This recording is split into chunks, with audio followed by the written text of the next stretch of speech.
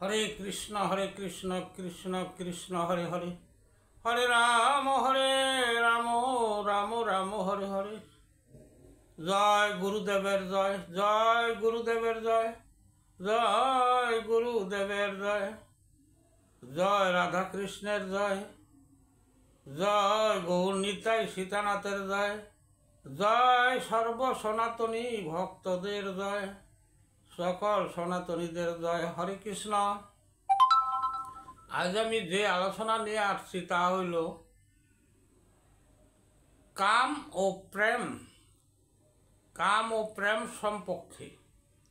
काम प्रेमेर बासस्थान कोथाय एवं काम कोथाय थाके प्रेम कोथाय थाके ताई सम्बन्धे आमी आलोचना करछि।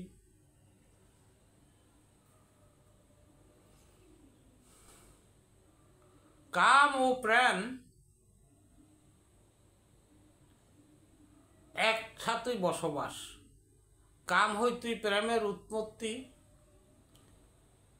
किन्तु कामेर स्वभाव और प्रेमेर स्वभाव किन्तु आलादा। दुई जनेर दुई रकम स्वभाव। काम थेके उत्पत्ति ठीक आछे, एखन काम कामना मनेर ठीक आछे, बासना जाग्रत हय एवं प्रेमेर उदय हय आत्मार थेके। कामेर उदय मने एवं प्रेमेर उदय हय आत्मार थेके, किन्तु बासस्थान एक जायगाय। ताई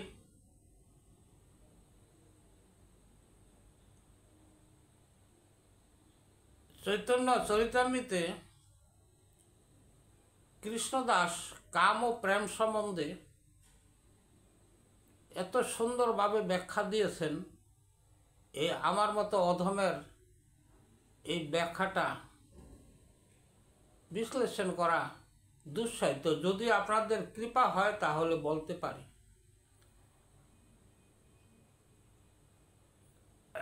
अस्थायी बस्तुर जन्य जहाँ आमरा कामना बासना प्रीति इच्छा करी सेइटा हलो काम। काम अस्थायी बस्तु। और स्थायी बस्तुर प्रति जे इच्छा कामना करी आमरा, जा चिरंतर सत्य, ताहाई प्रेम। ताई श्री श्री चैतन्य चरितामृते कृष्णदास कविराज गोस्वामी बोलेছেন, आत्म इंद्रिय प्रीति इच्छा ताके बोली काम, कृष्ण इंद्रिय प्रीति इच्छा धरे प्रेम नाम।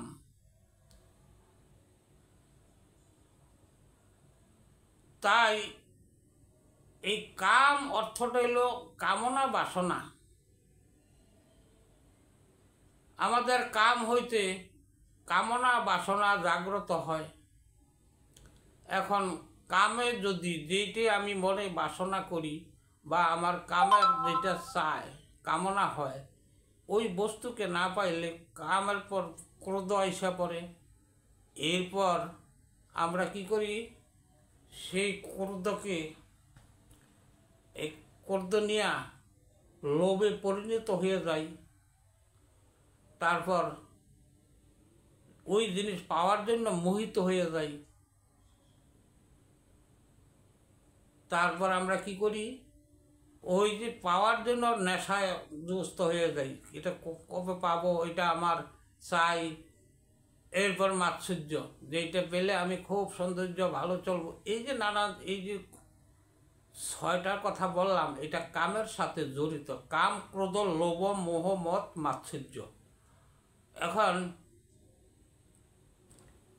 এই কামনা এমনই জিনিস, এই কামকে এমনকি শিব ব্রহ্মা তারাও কামের ফাঁদে পড়েছেন। তাই কামকে কন্ট্রোল করা খুব দুঃসাধ্য জিনিস।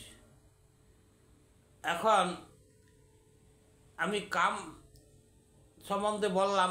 প্রেম, প্রেম কি জিনিস?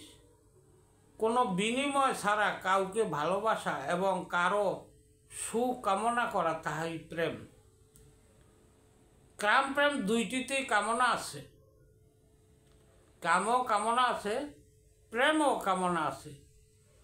তাই বলে কাম ও প্রেমের লক্ষণ এক নয়, তাদের লক্ষণগুলা আলাদা আলাদা। কামের তাৎপর্য হলো কেবল নিজের সুখের ভোগ করার কামনা শুধু, যেমন লোক দেখানোর জন্য ধর্ম করা। অনেকে আছে যে লোকে দেখানোর জন্য সে ধর্ম পালন করতেছে, মানুষে আমাকে ধার্মিক বলবে, এভাবে সে তার এই লোকে দেখানোর জন্য সে খুব ধর্মের কথা বলে, কিন্তু অন্তরে তার কিন্তু এইটি আর অন্তর আর বাহির কিন্তু তার এক না। সে লোক দেখানোর জন্য যে করে তাহা কি, তাহা হইল সুখের কামনা করে, নিজের সুখ ভোগ করার জন্য কামনা। এখন আরেকটা হলো বেদ ধর্ম। শাস্ত্র পড়ে পণ্ডিত্য লাভ করে অনেকে দেখা যায় যে তারা ধর্ম প্রচার করবে, কিন্তু সে কিন্তু এই শাস্ত্রের মর্ম না জেনে তার মুখস্থ বিদ্যায় সে ধর্ম প্রচারক, এবং এই যে পণ্ডিত্যটা তার কি, এই পণ্ডিত্য জিনিসটি তার কাছে বড় মনে করে। আসলে তার ভিতরে কোনো প্রেম নাই, নিজের জন্য সে কিন্তু এই কর্ম করতেছে, যে বেদপাঠ বা কোনো শিক্ষা দীক্ষা যাই করতেছে শাস্ত্রীয়, নিজের জন্য করতেছে, নিজের স্বার্থের জন্য। আবার দেহ সুখের জন্য কেউ কর্ম পালন করে। এই যে দেহ সুখে কিভাবে থাকবে, কিভাবে সে ধনবান হবে, বিত্তবান হবে, এই যে জিনিসগুলা সে কিন্তু সর্বদা নিজের জন্যই ধর্ম পালন করে। মানে ওই দেব দেবতা এবং আছে যে যক্ষ রাক্ষসের পূজা করেন, তার নিজের স্বার্থর জন্য। তার কিন্তু এই যে লজ্জা থাকা, ধৈর্য ধারণ, এসব নিজের আত্মসুখের জন্য সে করতে থাকে। এই জগতে প্রেম ভালোবাসা ইন্দ্রিয় সুখের জন্য। এই জগতে যে আমরা ভালোবাসাগুলি দেখি সবাই কিন্তু নিজের সুখের জন্যই কিন্তু করে। একজন যুবক যুবতী যখন ভালোবাসা হয় তখন ইন্দ্রিয় সুখের কথাই বলে, যে আমরা সংসার করব, ধন সম্পদের জন্য পরিশ্রম করব, বড় হব, সমাজে সম্মানী হব। এর মধ্যে তার এই যে বিষয় বাসনাই থাইকা যায়, তো অস্থায়ী সুখের ভালোবাসা।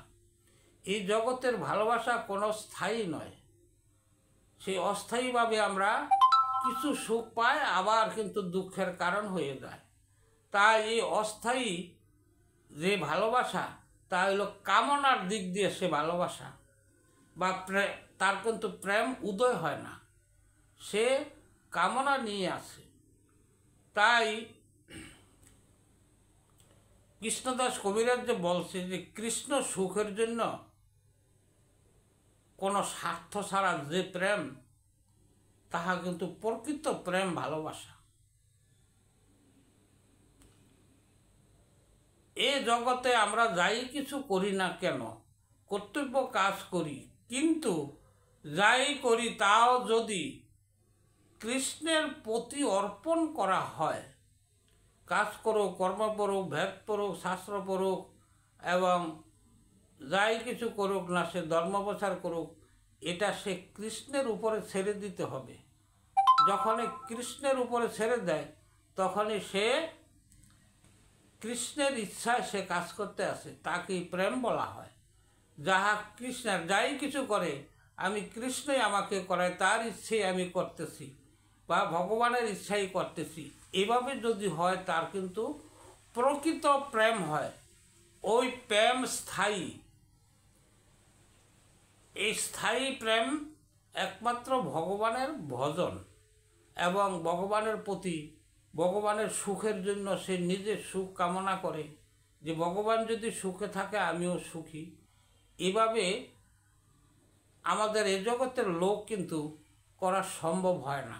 যদিও না হয় তাও চেষ্টা করতে হবে যে কৃষ্ণ প্রেমের বা কৃষ্ণ সুখের জন্য একমাত্র ব্রজের গোপীরা যাই কিছু করছেন না কেন, তারা কিন্তু কৃষ্ণের সুখের জন্যই তারা কিন্তু সবসময় চিন্তা ভাবনায় ছিল।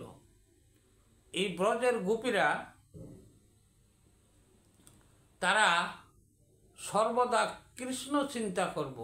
তাদের নিজের দুঃখে থাকুক সুখে থাকুক তাদের কিন্তু এই ভাবনা ছিল না, তাদের কৃষ্ণ সুখে সুখী। তাই তারা ছিল প্রকৃত প্রেম। আর আমরা এই জগতে যাই কিছু করি না কেন, বিনিময় ছাড়া কাউকে কাউ ভালোবাসি না, বা কাউকে কারো কিছু প্রেম ভালোবাসা দেই না। অর্থের বিনিময়ে, কথার বিনিময়ে, এইভাবে আমরা বিনিময়ে কিন্তু সব কিছু করে থাকি।